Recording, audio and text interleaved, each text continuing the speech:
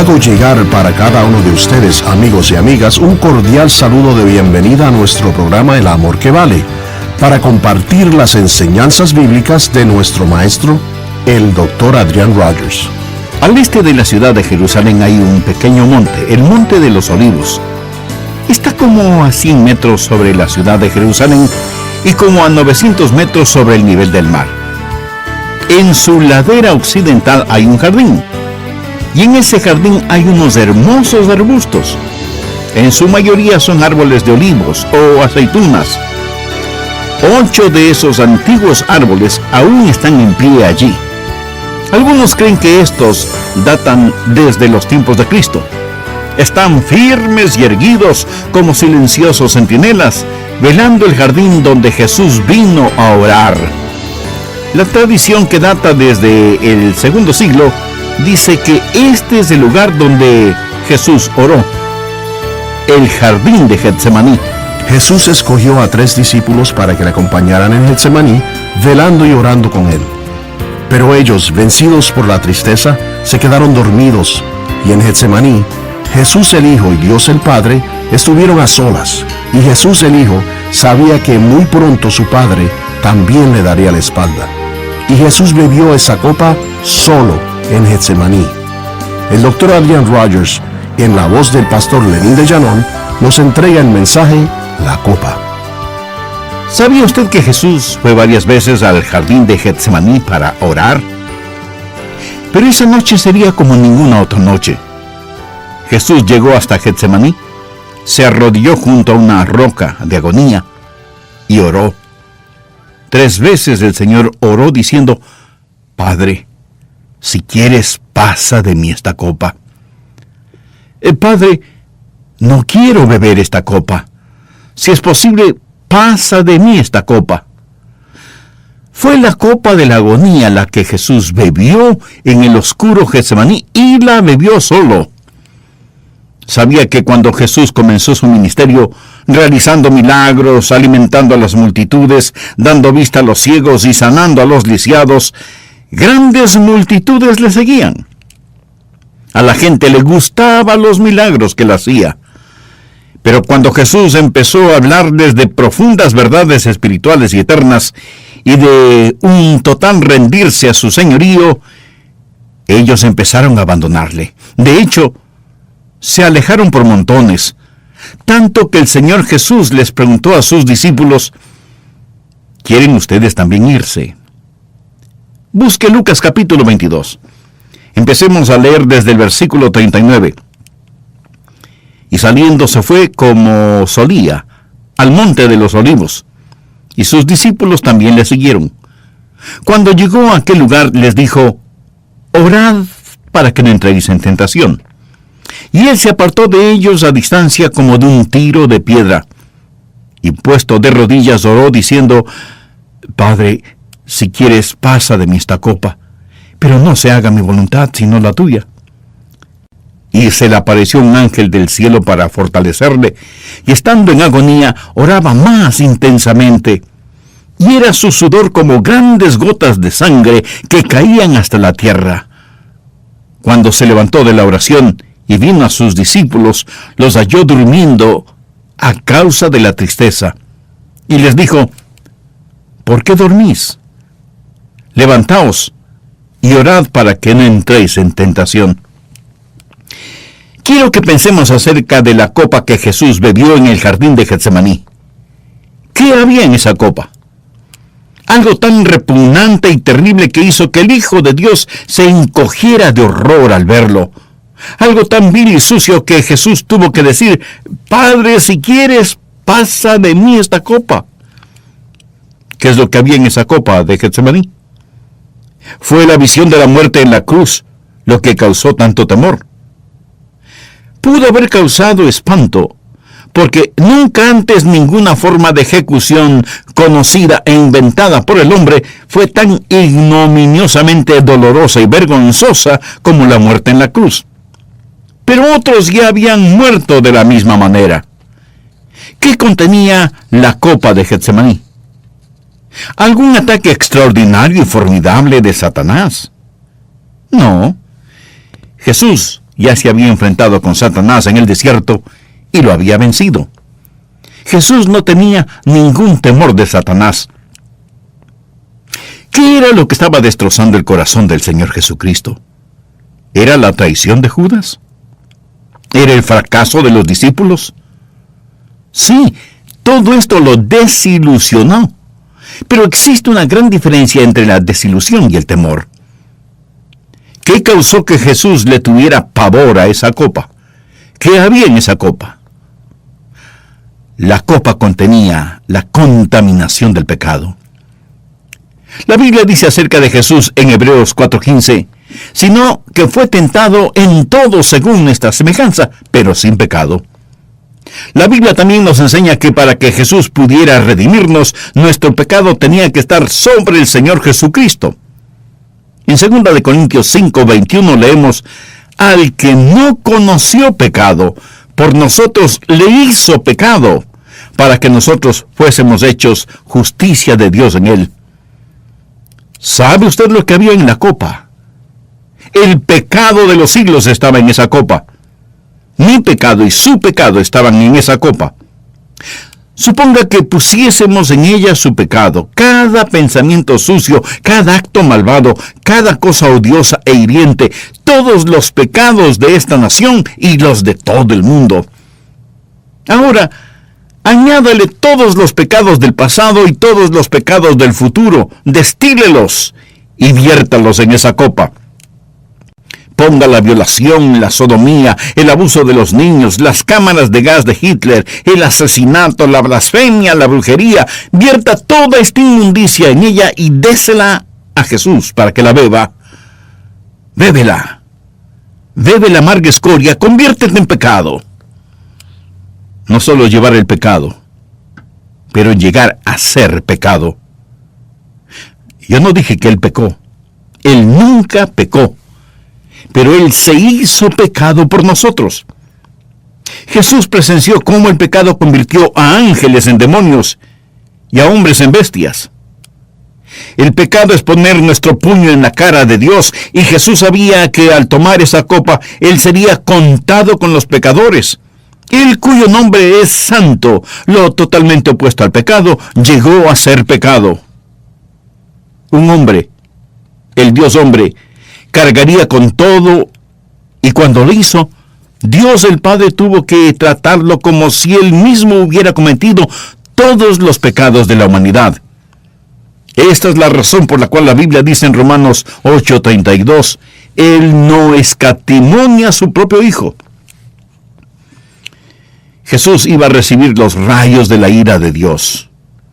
Jesucristo, el Hijo Eterno, quien había estado en el seno del Padre desde la eternidad, iba ahora a ser separado de Dios al cargar nuestros pecados en esa cruz. Él iba a gritar, Dios mío, ¿por qué me has desamparado? Y la respuesta es que Dios el Padre es santo, y sus ojos puros no pueden mirar la iniquidad. Por ello tuvo que darle la espalda a su propio Hijo. Les estoy diciendo que Jesucristo sufrió una eternidad infernal sobre esa cruz. El precio que Jesús pagó, solo los condenados en el infierno pueden comenzar a entenderlo, pero ellos únicamente pagan por sus propios pecados. Jesús pagó por todos los pecados, de todos los siglos y de toda la humanidad. Y si esto no conmueve su corazón es más duro que una roca. Este es el contenido de esa copa. Con razón Jesús dijo, Padre mío, si es posible, pase de mí esta copa.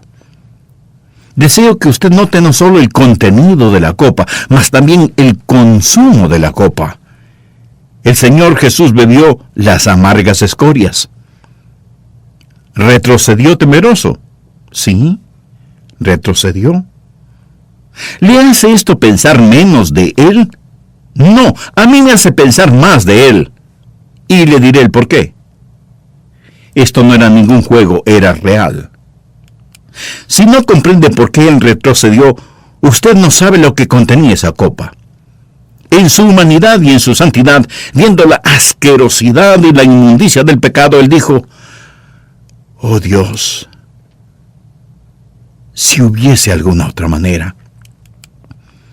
Y el silencio del cielo dijo, no hay otra manera. Por ello, en su santa humanidad, él retrocedió aterrorizado, pero en su divino amor dijo, pero no se haga mi voluntad, sino la tuya. ¿Lo ve? Él pagó el precio. Usted nunca sabrá la agonía que el Hijo de Dios sufrió en la cruz. Él no tuvo que morir. Él podía escoger. Jesucristo dijo, nadie me la quita. Y aquí está hablando de su propia vida, sino que yo mismo la pongo. Jesús fue el único hombre que eligió morir para pagar la culpa de otro. Adán, al obedecer a Satanás en el jardín del Edén, dijo, no tu voluntad, sino la mía, y arruinó a la raza humana. Jesús, el último Adán, en otro jardín dijo, pero no se haga mi voluntad, sino la tuya, y redimió a la raza humana. Este es el consumo de la copa. El Señor Jesús voluntaria, vicaria y victoriosamente dijo, no mi voluntad, sino la tuya. Fue porque Jesús sufrió, sangró y murió en aquella cruz que usted y yo podemos ser redimidos. Porque Jesús tomó mi pecado, su pecado, y los llevó a la cruz. Dios nunca pasará por alto el pecado. Él no puede.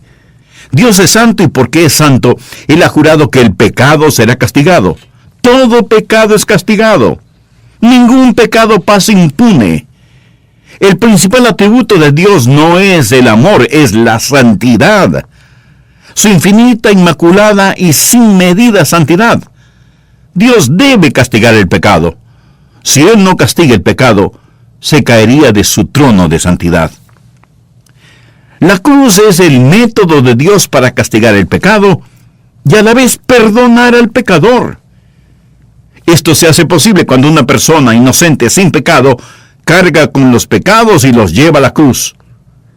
Al que no conoció pecado, por nosotros lo hizo pecado, para que nosotros fuésemos hechos justicia de Dios en él. Jesús pagó por sus pecados y por mis pecados. Pero hay una copa que nosotros bebemos cuando celebramos la cena del Señor. ¿Usted no siente gozo en la cena del Señor? Verá, antes de que Jesús fuera a Getsemaní, en el capítulo 22 de Lucas, leemos que Jesús estuvo cenando con sus discípulos y les dijo, esta copa es el nuevo pacto en mi sangre que por vosotros se derrama. Ahora escúcheme atentamente. Jesús bebió la copa del pecado para que nosotros podamos beber la copa de la redención. ¿No es eso maravilloso? Dios no quiera que nosotros no nos sintamos conmovidos por Getsemaní. Piensen en las palabras que se usan en los evangelios para describir todo lo que el Señor Jesucristo sufrió. Palabras como, mi alma está muy triste, hasta la muerte. Si un ángel no hubiera venido a ministrarle, él hubiera muerto allí mismo. En Getsemaní, Jesús estaba muriendo. Al transpirar, sudaba gotas de sangre. Los diminutos vasos capilares se rompieron. Él estaba en tal agonía que la sangre goteaba de sus cejas. Algunas veces Jesús oraba de pie. Otras veces oraba con su rostro hacia el cielo. Otras veces oraba de rodillas. Pero en Getsemaní, Él estaba con su rostro en la tierra. ¿Puede imaginarse cuál era su apariencia cuando Judas llegó con los soldados para traicionarle? Puede verlo. El rostro de Jesús está cubierto con sangre y tierra. Sangre roja y tierra negra. Su corazón está roto. Así lo encontraron cuando Judas le dio ese vergonzoso beso. Jesús había dicho, mi alma está muy triste. La palabra triste conlleva la idea de estar separado, solo, abandonado. Antes de que los clavos atravesaran las manos de Jesús, ya habían desgarrado su alma. Getsemaní fue la antesala del Calvario. La victoria se la ganó realmente en Getsemaní, no en el Calvario. El precio fue pagado en el Calvario, pero la batalla se la ganó en Getsemaní. Pero en nuestro texto, Jesús habló de su agonía. ¿Sabe usted lo que significa la agonía? ¿Por qué al lugar donde él oró lo llamaron la roca de la agonía? El agón. Era una competencia de atletismo, una lucha. Jesús estaba luchando, él estaba en agonía. Estaba llevando a cabo una lucha libre. ¿Estaba Jesús luchando contra Dios el Padre? Jamás, nunca. El mayor deseo de su corazón era el agradar al Padre. Estaba luchando contra Satanás. Él nunca necesitó hacerlo. Él tiene autoridad absoluta sobre Satanás. Entonces, ¿con quién estaba luchando? Consigo mismo. Era entre su humanidad santa y su amor divino. Se estaba dando una competencia de lucha. Y estoy muy contento que su amor ganó. ¿Y usted? Estoy contento que el amor pagó el precio en el tenebroso Getsemaní. Hay una historia que ha pasado de generación en generación. Se dice que Nerón tenía 40 hombres en su ejército.